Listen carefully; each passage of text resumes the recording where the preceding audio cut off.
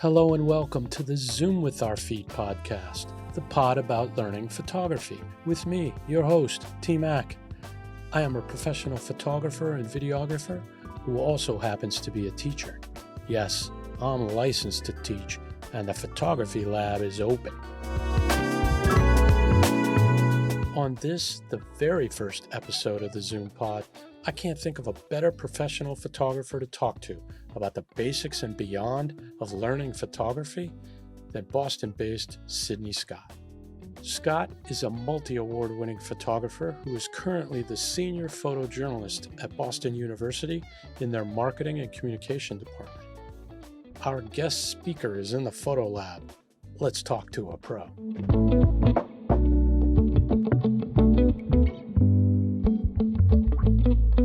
Cydney Scott, welcome to the Zoom with Our Feet podcast.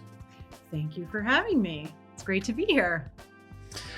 How did your photography journey start? Yeah, so I've always been an artistic person. I come from a creative household. And when I was in high school, maybe even junior high, I started to get into taking pictures, and it was sort of for fun, and it was for yearbook. And I just enjoyed doing it whenever I could. It wasn't like a passion at that point. And when I was a junior, I believe, sophomore, junior in high school, I went to a antique store with my mom, and we were flipping through old Life magazines. And I flipped to what's called a double truck, which is when you open the page and you have an image that covers the entire page. And there was a photo there called "The Dragon is Slain" by Alfred Eisenstadt. And it is a view of children watching a puppet theater in a Paris park, and the variety of reactions to the moment when the dragon is slain. It just in that minute just like clicked, and it made me understand, oh, this is what photography's for. This is what photography's for. So he's sitting, it's above his head and he's shooting towards the kids. Yes, exactly. Yeah. That's the photo. Yeah. And there's like 20 of them and Mhm.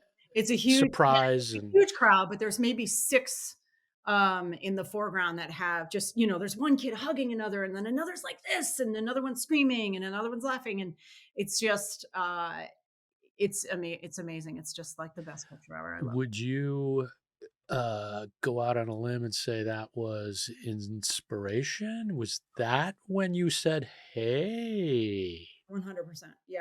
Yeah. And I don't know, I'm a photojournalist now, and I have been for, 25 years. And I don't know, wow, 25 years. And I don't know if I knew what a photojournalist was, because our local photographer for our paper, bless his heart, just kind of had us point at stuff when he took our picture for like the Daily Rag. In fact, I have a series of pictures of my father and I pointing at things. Like, throughout time, we're like, let's point at stuff when we get our picture taken. So I don't know that I knew that that's what photojournalism was, but that photo made me realize you can make a living doing this, and I want to do that. That's what I want to do. Yeah. And it was from there. So you mentioned high school, and I asked this to all the photographers I talk to because it usually dates them. What was the first camera you remember using? Yeah. So the first one was a Vivitar 110, which was the little like brick ones. But that's like, middle school when I'm, on my own time. The first one I had in college, I think it was my dad's, and it was either a Nikon FE or a Nikon FA. I don't remember which one it was, but it was a film camera. I don't remember if the lens would come off or not. I don't remember. I want to say not, because that was a challenge to shoot with only one lens in school. So But your formative photography years were film. yeah, they were. In fact, and I'm really grateful for that, because I think shooting in film forces you to move slower and think before you act. I know now that I'm shooting digital that I missed stuff, but from a learning how to really think and focus, for lack of a better term, on what you're doing, Pun intended. Yeah, pun intended, basically. I think it was really good for me. It was really good for my brain. I think it was a really good lesson. I think it was really good to learn how to develop film and process those prints in a studio or in a darkroom. Sorry. Um, and then I think I was a professional for 1 year and we switched over to digital. And it was hard. I mean, everybody looked like hot dogs for a while with the first digital cameras. Nobody looked quite right. So I really fought it. And then finally my editor was like, the film processor is kind of disgusting now because there's not much, the only person using film is you. So we really need to retire it and you need to suck it up and start shooting. It's come down to you, Scott. You're that girl Yeah, I wasn't, still souping film. I was not souping it enough for it to keep the gears. I'm I'm I'm interested. I'm gonna pull the thread on the I'm gonna use a phrase mindfulness, Mhm. and that you learned that and brought that still to making pictures with a digital device, and you think that was good, yes? I think it was. One of the best photos I shot when I went to school at Ohio University, and one of the best photos I shot was on what's called Jeff Hill, and it's a very steep brick hill. And when it was snowy, people would sled down it, and they would make like snow jumps to go off. And I went out there with my one lens camera to shoot everybody sledding, and there it was all manual. Everything was manual. The focus was manual. It was all figured out. So I remember very vividly watching other people come down and then predicting where the plane was that I needed to focus on, and then clicking the moment that sledder was in the air. And I managed to get it, and I knew that I got it because she was out of focus when I clicked, and then out of focus again when it opened up. And I knew she popped into that frame and was in focus when I actually exposed. But like those were the kind of things that I think were helpful for my photo education, was Right. to have to kind of slow down and not, I mean, now the photos probably would have been absolutely killer because you'd have a long lens, you'd have a continuous focus that you could just track them all the way down the hill. But like, what fun is that? Like, that's not work at all. Right. So I like the idea that we had like guerrilla photography early on. We had to just like figure out how to, Yeah, man. yeah. Well, so that leads to that was you learning all of the three parts of the exposure triangle. So in that case, that depth of field wasn't very deep, Mm-mm. and you were anticipating yet another skill, Yep. right? Yep. Because I liken that to, after 1,000 soccer games, I kind of know when they're going to come together, or Yeah. when a header is going to be close, Mhm. and I'm anticipating. Um, but that answers the next question about exposure triangle, Yep. and that was college. Yeah. So now you are spending that time in those practical situations. You checked out gear, went to a place you knew that there were people, in this case, going to be sled riding, Yep. and practiced. Yep. Yep. Oh, that's awesome. Yeah. And you were limited, right? Because you were in college, there's only so much film you could buy and only so much time you had to process film and like soup all those, roles and whatnot. So you really had to be economical with your shooting and your thinking. Yeah. And Mhm. plan the shot. I mean, or at least visualize the shot first Mhm. and try to execute it.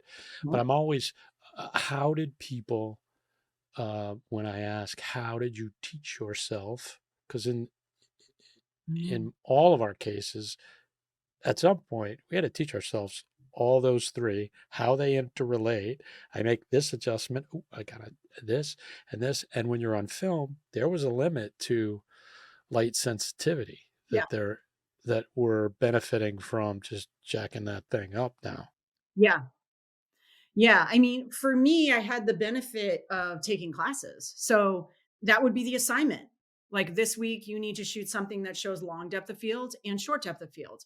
So that would help you understand the concept of the aperture because you would play around with that. And they would have obviously given you a lesson of like what the aperture does to your depth of Right, field. of course.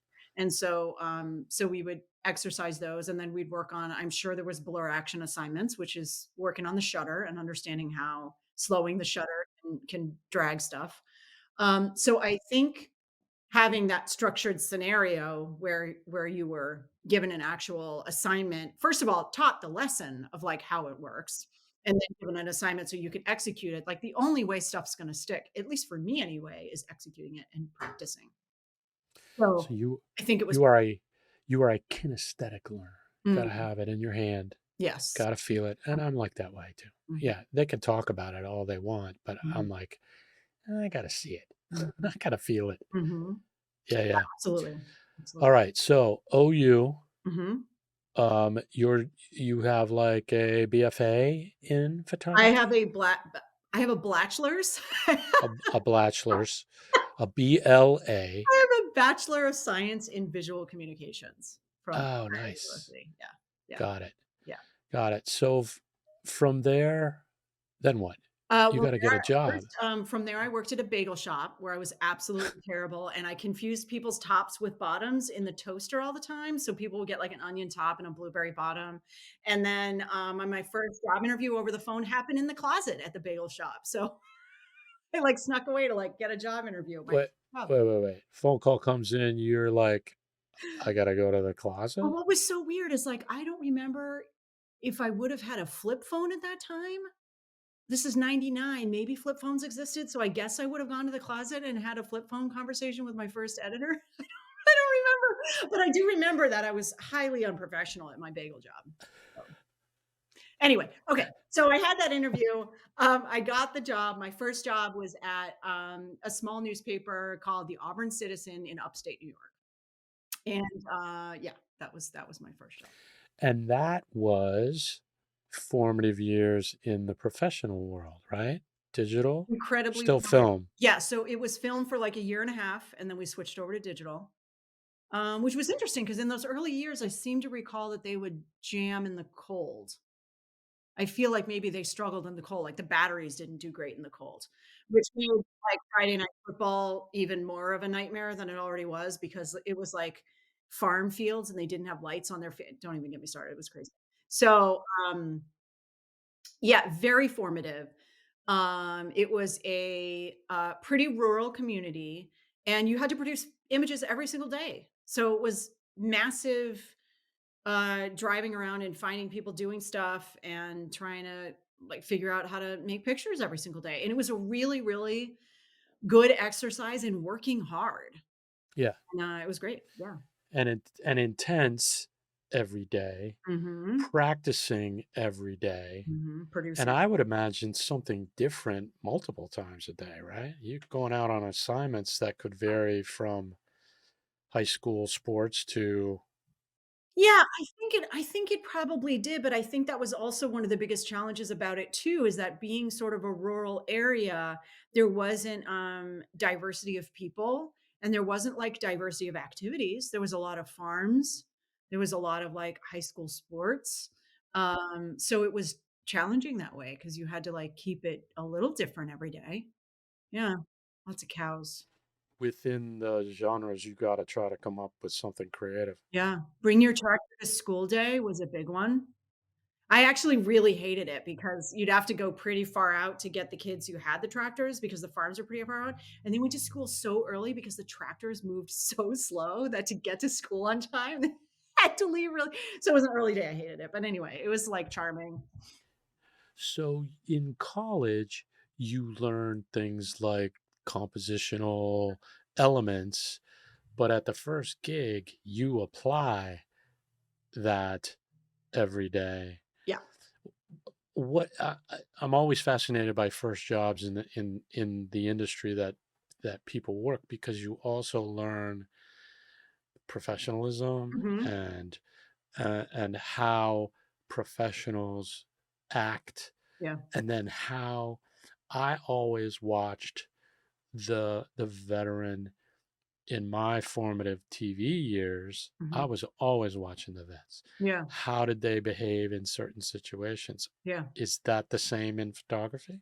Yeah, it definitely is the same in photography at newspapers, except, I think the biggest challenge there is that you're not always gonna find mentors in newspapers because it's so competitive. Um, I think at my first job, my editor was definitely, supportive and encouraging and mentor-like, but he didn't shoot on a regular basis, so it wasn't like I would shadow him. That said, I feel like going into my first newspaper job, I was handed the tools at school to, like, do pretty well, and I also had an internship under my belt. My first internship was at the Cleveland Plain Dealer, and so that was no small situation to be tossed Yeah. into. Yeah. And So mhm. back in those days, they had a full room of photographers Yeah. that they don't have now. Yeah, I got my second full job partially because Dave Green at the Cleveland Plain Dealer was maybe on my resume or something, and they called him and they were like, "She's the funniest person I've ever met. You have to hire her." And then, like, a couple of months into the second job, they were like, "We were told you were funny." Like, 'cause I was so stressed. I was, like, super serious because I was super stressed. So it wasn't funny. They're like, "We thought you were funny." I'm like, "Why am I here?" Anyway, first job was super interesting, really challenging, a lot of work, um, really, really awesome because I think when you're starting out and you're working really, really hard, later on it becomes cake. Yeah. Did you also have a moment where you said, "Self, I I can do this"? Yeah, it was like 2 weeks ago. No, I'm just kidding. Um When I was 23, the National Press Photographers Association is a national organization. They do monthly clip competitions where you would send in clips into a competition and you would score every month. And it was split up. The country and the world, I think, is split up by regions. And when I was a professional for 2 years, I got Photographer of the Year for region two. And it was like, "Okay, that's cool." I still felt like I was not good enough. I mean, all of us have imposter syndrome. It's what keeps us going though. It's what keeps us, like, still moving. But dad told me early on, he's like, "Well, that's the thing about many careers, and certainly in a creative one, is that there are always going to be people that you are better than or stronger at in your field, and there's always gonna be somebody who's better than you." And kind of the sooner you can adjust to that and be comfortable in your space, the Yeah. better off you are. It was a long You're time before I was there. A yeah, long. you learn to be comfortable on that spectrum. Yeah. 'Cause I mean, I'm not a working photographer like you, Mhm. but I still shoot regularly, and I just marvel at some of the working sports guys and Yeah. shamelessly steal angles and thoughts and where positioning, and I'm like, "Ooh, I have tried that," right? Mhm. So, I'm sure that that's okay. How long at the first gig, how does that transition How many how to how long was I there? yeah, Yeah, I was there 3 years, and I was ready to move on, when I hit 3 years. It was a really interesting place to work, and then, I took a part-time job at the Palm Beach Post, and the Palm Beach Post at the time had 22 photographers, and they had a part-time position.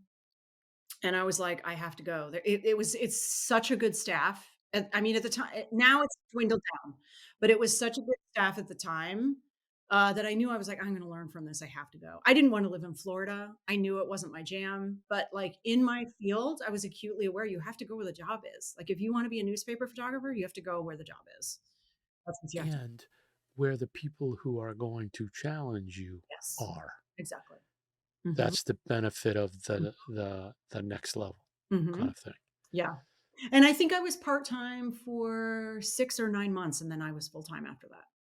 They hired me on full-time, yeah. I don't want to say more of the same, but you knew what to expect now? Um, I understood a little more about how newspapers ran. I understood the role of a photographer.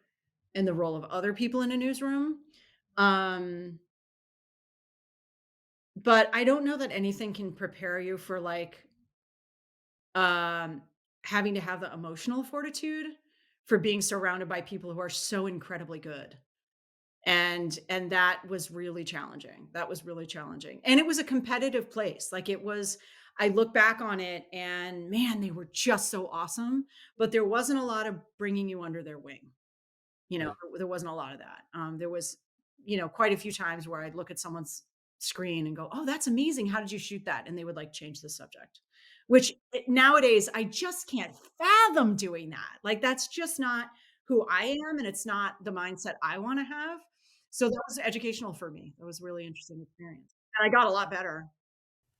Come on, man. That's why I'm sitting here. I'm all about Yeah, teaching, yeah, right? yeah. Um, so how long at the Post? 6.5 years. Um, Wow, you stayed. I don't recall that. yeah, it was and it was challenging. There were sort of constant rumblings of layoffs, constantly. And I really didn't want to get another mid-sized job. I mean, I don't have a problem with a mid-sized paper, but I knew to get a job at a mid-sized paper, I'd have to go somewhere in the country that I might not be that interested in, and I'd have to start over and make new friends again, and so forth and so on. So I was really like reticent to do that. And I didn't know what else I was built for, but I wasn't dying to be like ambulance chasing. I wasn't dying to this. I wanted to take beautiful photos and good photos and storytelling photos, but like the pressure of the competition of like it has to be the best all the time, it wasn't my jam. So they offered buyouts. They offered Oh, buyouts to anybody oh, who had right. stayed there 5 years. And I thought, well, I can take a buyout and get a decent package, or I can skip the buyout and then get laid off in a year and not have to go to so I'm just gonna do it. And it was scary because it was like, I just went home to Boston. What year? That was 2008. Mhm. And the reason I ask is uh, trying to get a gauge of where the industry Mhm. was. And Yep. so there were big fish swallowing a lot of smaller fish Mhm. and then gutting staffs, Yep. basically. Yep. Yeah. So no thought to a larger market. When I came back up north, I interviewed at the Providence Journal, and I was like, "My heart is not in this." Like, I remember talking with them and talking about like the passion they have for photography and specifically journalism. And we really need Yes. stories and we want like hard hitting Yeah. stuff. And I'm like, yeah, this just isn't my jam. I don't know. And it was weird because you really do identify with that career. You identify. And I did feel really lost for a long time. Sure. It's like, well, what am I if I'm not this? So I had to figure out what I was. And so there was a lot of like throwing things at always photography. I knew photography was not going to be walked away from, but in what capacity was I going to do it? So I, How does the opportunity at BU come into the picture? I was home for 2 years living with my parents. I was teaching lessons, teaching like evening continuing ed classes. I had started freelancing and doing weddings and family portrait work, and I had shot some at-home births, which if I could make a living doing that, I would 100% do it. It's just babies are unpredictable. So that wasn't going to work. But Weddings. Oh my oh gosh. yeah, no, the thing about the weddings that was interesting is it became very clear to me that like candid documentary wedding photography was in. So I was like, okay, cool. I don't have to change the way I shoot. I can go and I can cover this event,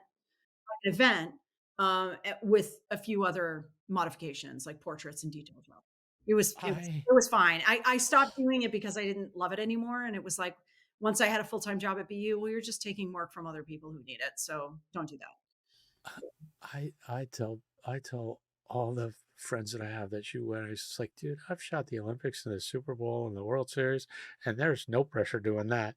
But I gotta face a bride.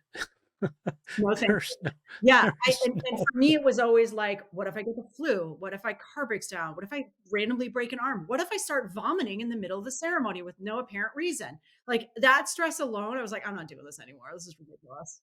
I was just worried about not getting the picture, but I get what you're saying. Yeah, it was yeah, I didn't like it. So So the job so they advertised? they advertised, yeah, and I had to apply for, like, jobs at hospitals and medical places and, the Globe and the Herald, and they were just too saturated. There was just not too many shooters and not enough work. So, Boston University advertised for a photographer in the marketing department, and I applied, and it was, like, through monster.com or, like, one of these websites, and so I was like, I come from an era of sending a portfolio with like slides in it to an editor and then harassing that editor every 2 weeks. Did you get my portfolio? Do you have any questions for me? Do you want to talk about my work? Do you have and then 2 weeks later doing the same thing? So I'm like, this is not working for me. So I figured out who my boss would be, and I sent her like a play dumb email. Like I was like, oh, I sent um my my I sent my application, but I wasn't sure you got it. So I thought I totally knew it didn't work that way. So I was like, so I'm just gonna I just wanted to touch base. See, here's my resume. And immediately she was like, you're on the list. And I think it was because she saw it. It wasn't my stuff didn't go through HR. Like she Yeah. knew about it because she had it on her plate. So I'm Yeah. glad I did that. I don't know where I got the Well, the body of work at that point spoke for it was itself. decent. Yeah. I You had just got it a pretty in good front track. of the right eyeballs. Yeah. Yeah. And there's the lesson, Mhm. photographers. Figure out who the right eyeballs are. Yeah. Yeah.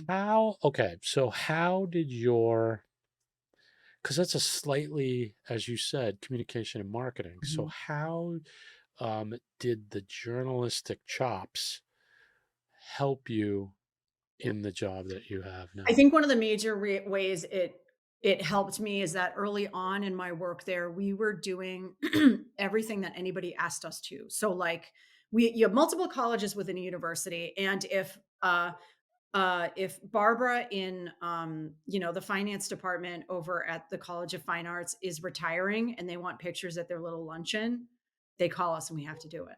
And when you think about an entire university, like we need headshots, we need this event, someone's having a baby shower, on top of shooting photos for BU Today, which is the online news and marketing site, providing images for all of the magazines that each college produces, as well as their websites, Oh, I didn't then think of mhm, that. and then all of the stock photography you need to do, all the portrait work you need to do. It was really grueling in the first few years because we were tasked with for BU Today, I could still shoot in a photojournalistic manner. But when we were doing stuff for the magazines, it was a little more magaziney. And so you'd have a little bit more art direction. And that was challenging for me. I didn't like being told what to do. It took me a while to like understand that it was a little bit I mean, of course, I would do whatever they needed me to do, but I struggled to understand why it was being done that way because I just wasn't familiar with marketing, right? I'm an artiste. Mm. I wasn't quite that bad, but I was kinda like, "What am I doing? I don't understand." It took a little bit. I figured it out. So what type of shooting assignments do you get in a week? You're shooting every day, you said. What kind of assignments are Yeah. you? So last week I did a couple of studio portraits for, some women who are doing Parkinson's research. Portrait work? Yeah, there's some portrait work happening. I don't do sports unless I want to. Athletics has their own team, so I Yeah, don't. I don't. most colleges do. Yep, and we will cover stuff going on in labs, science related stuff. When people win awards, we will go and do portrait work of them. I'm often trying to get in classrooms to get just stock of class interaction, which is shockingly challenging because you don't want to be distracting. Um, a lot of wandering campus to find students interacting and sort of talking to people to try and get story ideas. Um, Jacques Pepin's coming to campus next week. I'll be photographing him. He's like a regular here at BU. Um, Trying to think of what else of other stuff I've done recently. We stay pretty busy, and the variety is nice. Yeah, it's also nice to be at a point where I'm at a place where I can brainstorm with people and come up with ideas. And then once I have the idea, I can be like, I know who I need to call to pick their brain Right. about this, because I've been here long enough that I know so many people. Correct. You got peeps. Yeah. Um, so then that leads to, okay, so assignment. Mhm. Um, So there's an event type, Mhm, portrait mhm, type. So if you've got to cover an event, mhm. I can't tell you how many people come to me and say, I have to cover X. Okay. So here's what I want you to do. So assignment is X. It's an event. Mhm. So take me through from gearing up. Do you have a place at school where gear is stored, or are you packing school gear and then you're free to come and go? Or is there a central place? So the first part from in my brain is gearing up for We have whatever all it our may own be. gear. So Yeah, they start provide. there and then take me through when you walk away. What is the just for people that Yeah, yeah, to yeah. understand event Yeah, coverage? yeah, yeah. So, for example, last week I went to cover, the opening of an art show of student work, and, I wear a belt pack, and in that belt pack is a 70 to 200, a 28 to 70, and a 16 to 35. I think that's the right one. It's a Nikon, Yeah. the mirrorless Nikon Z. And one strobe, I make sure I have extra batteries for the strobe because sometimes they don't last very long, and that's it. Like, all of my gear is physically on my body, and I show up and I shoot moments that tell the story of the evening. Is that answering your question? I'm not sure it is. Well, I want to get into the weeds a little more. So Yeah. you show up and tell me what you're looking for. Oh. Well, in this instance, people are looking at artwork. So I'm trying to get shots of people who are looking at the actual artwork. And then a lot of the other stuff was people interacting in sort of a cocktail hour scenario. Yeah. So you want to get folks interacting with each other, but you don't want them shoving food in their mouth. So that's the thing you kind of keep an eye out for, that you're not getting somebody like actively shoveling it in, but like interacting with other people. Obviously, I'm looking for nice expression. I'm trying to avoid too many backs to me, like if they're standing in a circle. Yep. Dog has Which they typically are. Yep. Sometimes you can buy a little shoulder out of focus or this and somebody Yeah, I mean, I shoot through all the time, and I often have people's backs because if you want shots of everybody in that group, I'm not a photographer who's going to grab people and be like, "Hey, can you turn around and pose for me in a group shot?" Now, quite honestly, the people who hired me to cover that event would probably love to have those, but it's so not a habit of mine that unless they ask me specifically to like, "Can you get clusters of people together?" And even then, I have to like remind myself to do it because I I know, but it's the candids are so much better. They can be, yeah, yeah, for sure.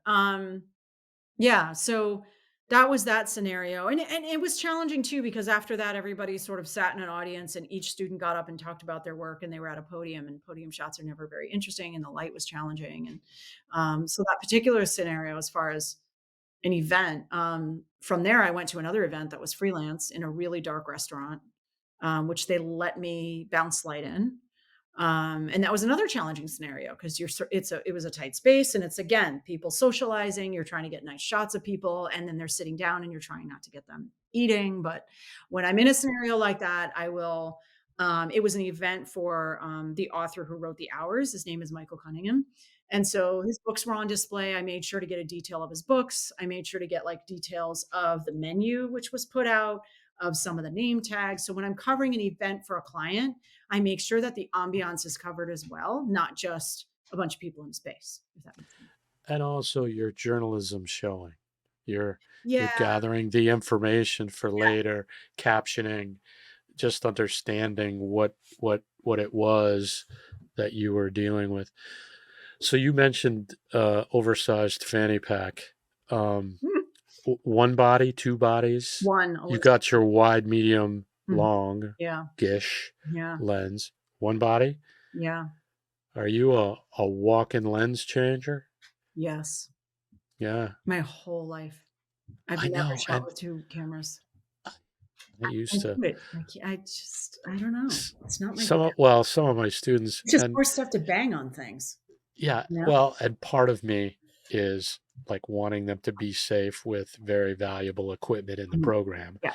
And the other is to say, no, you got to kind of walk, take one off, goes in the bag, cap, under your, there's all these techniques that Yeah. to make a lens change, Well, not and for then nothing too, but a Nikon Z is what, $9,000? So I'm not gonna carry 2 of them, and I can't carry another like my previous camera because the lenses don't match, and the yeah, batteries are right, different, and one of yeah, them's loud and one of them's not. Like, yeah. it's not a thing. I, Just well, I got to say that the mirrorless and the quiet shooting is worth it for it me. really, really is. It really, And really is. I really love it for being in classes because it's so much less distracting to the students, I yeah, think. Mhm. Yeah. yeah, especially for that type of work where they're not moving fast, Yep. and I can use electronic shutter Mhm. and not have to worry about even a sound. Yep. It's Yeah, a it's nice. beautiful thing. It's really nice. So, other than those uh, one body, three lenses, Mhm. some bric-a-brac in the bag. Um, any other must-haves? So, I mean, every once in a while, I'll push myself and bring out a tripod and put a light on it and use a transmitter or a radio transmitter. Yeah, yeah, yeah. Yeah, but, I mean, I'd argue that I'm lazy and I don't like to do it. I mean, quite honestly, you get the nicest look with an umbrella, and if you're outside, it's gonna fall over, like, the wind's gonna catch it, and it's just like it's And depending on how many people around, mhm, somebody will hook a foot onto it, and totally. yeah, I totally get So, it. I'm a real available light person. Even though I really should push myself harder to bring in some Well, in your defense, you are doing portrait stuff, so you are doing your fair share of yeah. lighting, correct? Yeah, yeah, yeah, yeah, yeah, I am. Now, do you have a space We specific to do, we have a that? studio on our floor, yeah, yeah. Big, small? It's a pretty good size, it's an absolute mess, so it could be bigger if we were more organized, but yeah, there's, like, giant stands with wheels and stuff over your head and gels and piles, and it's an artist space. Talk me through your post-production tools. So, I have a desktop at work with some monitors and I'll do if I'm on campus Wednesday, Thursday, Friday are my on campus days. So if I'm processing in the office, I'll process there using Lightroom.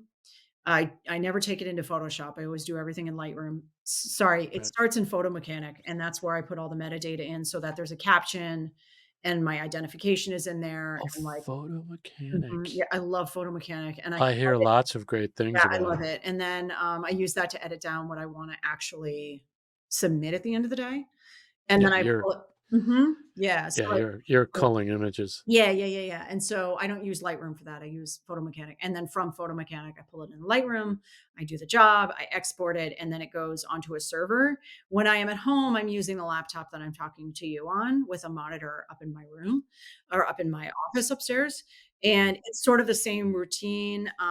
Really the biggest challenge is that I don't have all the same work on this laptop that I do at work, and that becomes a Yeah, problem because it really yeah. I really wish it mirrored, it just doesn't. So we have a server, and I'll move stuff over there to the server. Can you hit that server from home? I can, Is yeah. that like an Mhm. FTP Yes. kind of thing? Yeah. Oh, that's awesome. Mhm. Um, so this school event that you did, the art event, Mhm. what's your turnaround time for that? When do you have to have FTP'd final? Yeah. Sydney's happy about the set. That event today is Tuesday, that event was Wednesday. I just turned it in this afternoon. That is really slow for me, really slow. Okay. Like, I usually turn everything around within 24 hours. It's just the newspaper habit, and it's not necessary here, but I can't break it. I've been here 13 years, and I still can't I Right. still can't, like, chill about turning Well, the clock in your head's starting to go yeah, off, and I'm sure. it's like muscle memory. You shoot Yeah. something, you turn it around. People are waiting on them. You do the job. And um, at said art event, throw out some numbers. So raw number of images was what? Roughly. Um, You don't have to give me an exact number. I'm gonna look it up because I never look. but it's literally right in front of me, so I can look it up for you. Let's see, November. Um, And then while you're hmm, while you're doing that, then ultimately what got uh flung yeah. up to the server. So I shot 730 Okay. frames It's and not crazy. I submitted 49. Yeah. Yeah, And there's no need to like no, yeah, there's a brutality not get crazy. that you develop of going, no, that didn't work. Mhm. And And in the I've moment too, of like yeah, recognizing when you're shooting that like, yeah. no. Do you Z9 can mark in camera, right? Mhm. Are you marking in camera? Very rarely. So the times that I will put a lock or put a key on one of them is when I'm photographing like a trustee or someone in sort of upper management. If they want to look at the photos and they say, I like that one, I like that one, and I'll mark them so that I know for sure but that's the only circumstance I'll do it. I'll Right. delete stuff in real time, but I don't lock stuff. Yeah, right. Yeah. So 7 something to 40 something. Mhm. I found that to be the hardest thing to talk to students about. And Mhm. there is Emotional I'm like, don't marry the images. Mhm. Yeah. You'll make more. Mhm. Did you get what you needed to get? Yeah. Clearly, you know that walking out. Mm. I'm already kind of in my head going, yeah, I got that. I got that. I got Mhm. that. Did I get that? Right. And I just, it's an interesting thing in the post production of images of, they want to look through and I'm trying to teach them speed, um, Yeah. versus too many. And I think in sort of the marketing leaning field that I'm in, they want looser edits, they want more options. And so I've become better at being looser with the edits, but early on it was like, well, this isn't adding to the story and it's weakening the overall collection by, leaving these 3 or 5 images in. If I get rid of them, wow, that's a really great collection of photos, but it's not totally what the client needs, so Yeah. you adapt. Yeah. And that's a learned skill. Mhm. Yeah. Um, do you, uh, I'm sure in Lightroom you're doing a color correction. Mhm. Are you cropping I am. or do you let them crop? Or No, they um, want to use them, they don't have time. so for BU Today the BU Today for the online news and marketing, they don't crop our images generally. And then when our photos end up in magazines and stuff, they might crop them, but we're actually really lucky because a lot of the designers are just really good and we're never gonna it's really rare that I'll see a photo and be like, "Oh, what did you do to my picture?"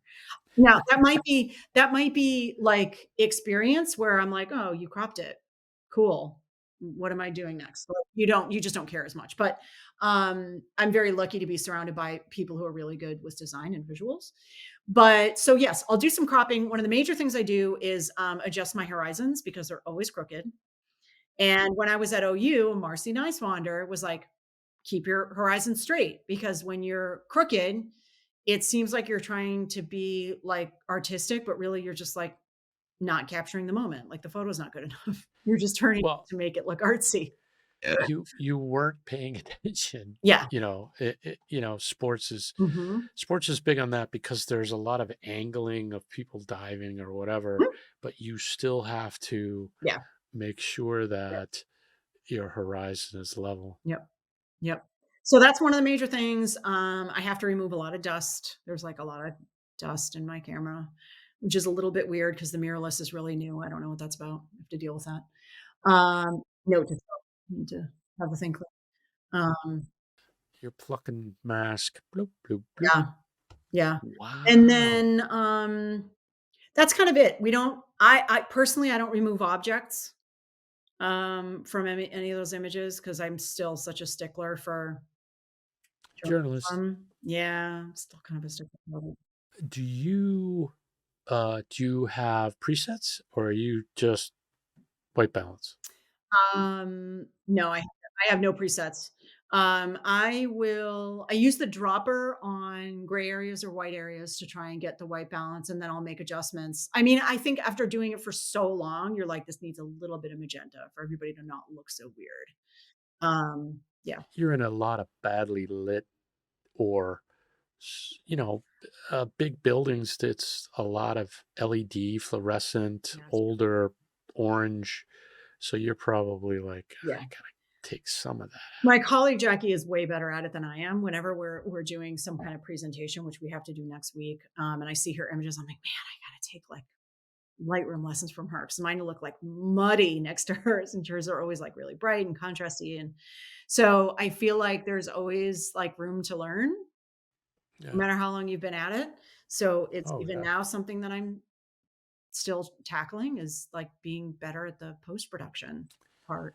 Y- I have learned recently, within the last few years, the fine art of highlights and shadows, Mhm. and Yep. and I mean, we did that in the soup bin. We just Mhm. did it a different way, Yeah. and now, just playing with those and um, bringing up sometimes a shadow, even just a little on a face, Mhm. is amazing. Yeah, and Lightroom also allows you to now select subject, select sky, select background, which I struggle with a little bit. I don't like to mess with that too much, because it just really feels like cheating. I mean, that's really AI. That's It. really bringing in AI, so I try to be Oh careful yeah, about it it. totally is. Um, but it can be a little bit tricky because what you remember seeing with your eye is what you can make happen in Lightroom now. Whereas before you might be able to like get it looking the best you can, but you're like, it's not quite what it looked like to my eye, but you just couldn't get there. And now with Lightroom, you can kind of take it even beyond what you saw with your eye. Yeah, And yeah, you can. well, that's not really what the world looks like, but I will, uh, full disclosure, mm, I will separate the background and the subject mm, and work. And it's mostly because most high school, I typically do the majority of my shooting for my district. mhm. Um, I'm constantly in badly lit. Like I shot the play this week, which was great, but I was dealing with some flicker. I was dealing with some, way too much red, Mhm. uh, just in how they were lighting. And I, you know, I tweaked. I actually went to single shot because I was getting banding Oh, across, almost like and I wasn't in electronic shutter, but I was getting a banding from the shutter, and just went to single shot because I can, squeeze it off and not have the multiple shutters I with didn't know that the would make a difference. exposures. I mean, so anyway, I'm still learning, but it's all driven by how good or bad the light is. Mhm. It really is. Yeah. Yeah. All right, so if you were going to advise, so if you were not caring about the competition, and we talked about it earlier, advising first year, second year photographers, what are some tips that you would give them as they start out? Yeah, so when it comes to events, go early and stay late. It's really, really important. Like some of the best images are going to be from before or after an event. Go early, stay late. And students that I've worked with now don't do that. They just, it's not a thing. So go early, stay late. Um, I would say that it's really smart to sort of sit quietly and observe a space for a while. If I was to walk into the dining hall at BU, I'm just going to stand there and I'm going to wait and I'm going to see who's interacting with their friend or like, where that's happening before I just start running around taking pictures of people doing boring stuff who are not in an interesting space compositionally. So observe and work a scenario. Like if I go to BU Beach, which is ironically a lawn, right? If I go to BU Beach on the lawn and there are like pods of students hanging out and doing stuff, if I pick one, like hang out there for a while. shoot from different angles, shoot from up high, get way down low, shoot over one of their shoulders, shoot from behind one talking to the other to get the other one's face, get both, get them within the broader space, I think we learn a lot by moving around and figuring out, like, even now I'm still like doing something and being like, oh, wow, that actually worked, that's cool, it's like a little bit different than, I haven't Yeah. shot from that angle before. Yeah. Zoom with your feet. Come on. Yeah, for sure. For sure. Get closer, closer, closer. Yeah. Um, And be quiet. I was just gonna say Like, that. just shut up. Like, don't, you know, um, your body language, I think, is really important. Like, just chill, be calm, Slow slow down. down. Like, if you have a nervous energy, you're going to make your subjects nervous. So do the best you can to fake it till you make it if you're nervous. If you're nervous and you're really worried, act like you've been doing it for decades. Yep. Just like, I know what I'm doing. Even if you have no idea and all your pictures are terrible, act like this is a Pulitzer. But don't be arrogant. Don't be pompous either. There and sometimes there's a patience. Like you can see that that group is animated, Mhm. but you're waiting Yeah. for a moment. You've seen it once. Mhm. Like I've done this where I've seen that laugh, and I'm like, there's going to be another one. That person's going to laugh in that Mhm. conversation, and I'm waiting to strike, and sometimes I'll look away and Mhm. come back to it, and just um, okay, it's stalking. But my point No, but is they know you're there, so it's not, correct. these are people you approached and you've said, "Can I hang out and take your picture?" And that's very different. I mean, I think, Yeah, yeah, one of the interesting things about mirrorless is it's so quiet, and I would swear that when my camera used to cha-chunk, cha-chunk really loud, that without realizing it, you were training people that you were photographing, because I'd be photographing them and they'd laugh and they'd hear me cha-chunk. And whether they consciously realized it or not, they'd realize she wants me laughing and they would yeah, interact more, I swear. However, yeah, yeah, if you're talking about the scenario where they seem like you can get a sense from people about whether they're super conscious of you, get a long lens yeah, and back away. Give them yeah, space. Let them yeah, just say, yeah, I'm gonna hang out, just try and ignore me for a while. I say that to people constantly, and I'll shoot yeah, from far away, and then I'll come in with a wider lens, and I will say to them, I'm gonna crowd you for a minute. I don't even say I hope you don't mind. I'm just gonna say, I'm gonna crowd you real quick. yeah, And I'll get yeah. with a tighter lens to get some variety. Some of that for me comes from the television work because, you know, please ignore us. We're used to it. It's okay. We don't mind being ignored. Yeah. That's sort of the straight up. But the other part is, as you say, just slow down and don't make them become comfortable that you're there. Then you can start to work. Yeah. I had a family photo session a couple weekends ago, and at the end of the session, the little boy is maybe like 9 or 10. As we were walking back to their car, he was like, "That was actually pretty fun." And, I still am sort of surprised when people are like, "Oh, that was fun," or like, you can tell when you're done photographing them and you're getting their names that they were like really like excited that you took their picture. And you get Yeah. so used to doing it that you don't think about the fact that like maybe they'll actually like it. Like maybe they'll get a kick out of it and they'll enjoy it and you'll brighten their day. And that's not bad either. That's high praise from a 9-year-old. It was huge. Honestly, I was like, that's what I aim for. Like as painless as possible makes me very happy. It made me really happy that he said What's last question? What's next? Um, that's a really good question. What's next? Well, with the holidays coming, it's currently right before Thanksgiving as we're recording this. And there's like a lot of gatherings and a lot of parties and so it's hard to not be a slacker around the holidays at BU because you can kind of get away with it. We still work really hard. We still do. But there is sort of an air about the time of year. But let's see. One of my most recent stories over the summer was to find as many pets that were coming to campus as possible and do photos of them. Oh, what a great I was story. wandering around and I noticed in one building, I'm like, there's a lot of dogs in these offices, right? So I went to them, I was like, "What's the deal?" "Oh, yeah, we bring a lot of our dogs to school." And so I got in touch with, HR, and I was like, "Is this a thing? Is it allowed?" And they were like, "Yeah, there's nothing in the handbook that says you can't bring a pet to work." So we did what we call a call out, which is on BU Today. We're like, "Hey, are you bringing your pets to campus? Like, is this something you do?" Talk to us. And for the summer, I like went around and photographed people with their dogs and their puppies, and one woman had a cat, and it was an absolute blast. So like, as far as the reason I'm saying that is because what's next for me is I'm always looking for fun stories like that to tell. People loved that story. And then my colleague was like, "I'm seeing more animals on campus because I think people are like, oh wait, I can bring my dog to school."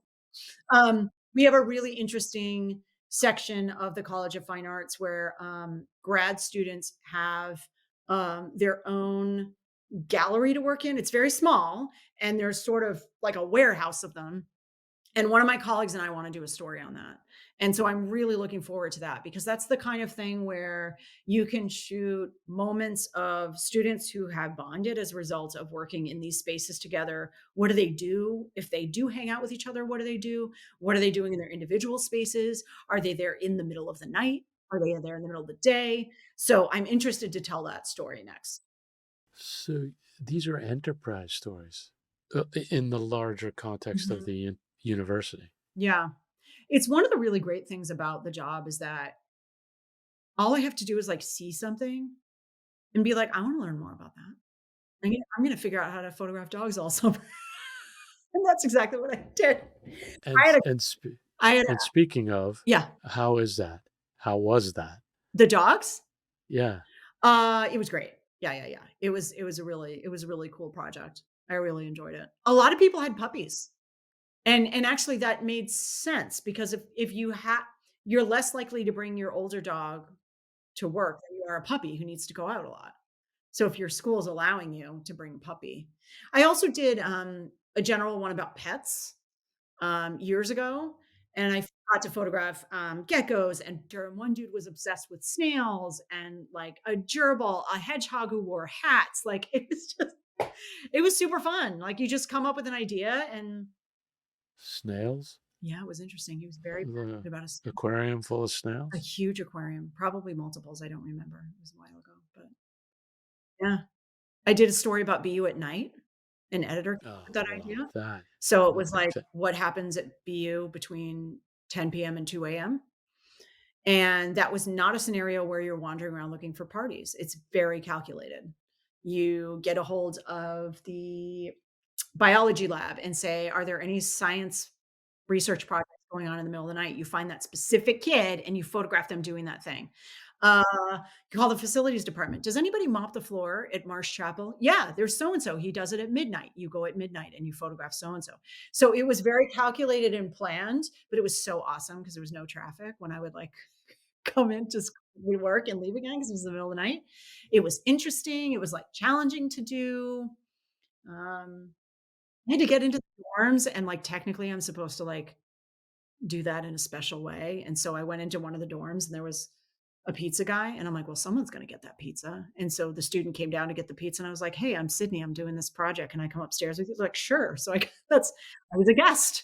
So I went in and I got great shots inside the dorm and found contacts inside the dorm, so well, Cydney Scott, Harlow didn't make an appearance. she did, she was just under the frame, I was, like, petting her Ah, okay. on Fine. the couch now. I can't thank you enough for being a part of the project. Thank you for having me, this is great. See you soon. Yes, you will, I hope.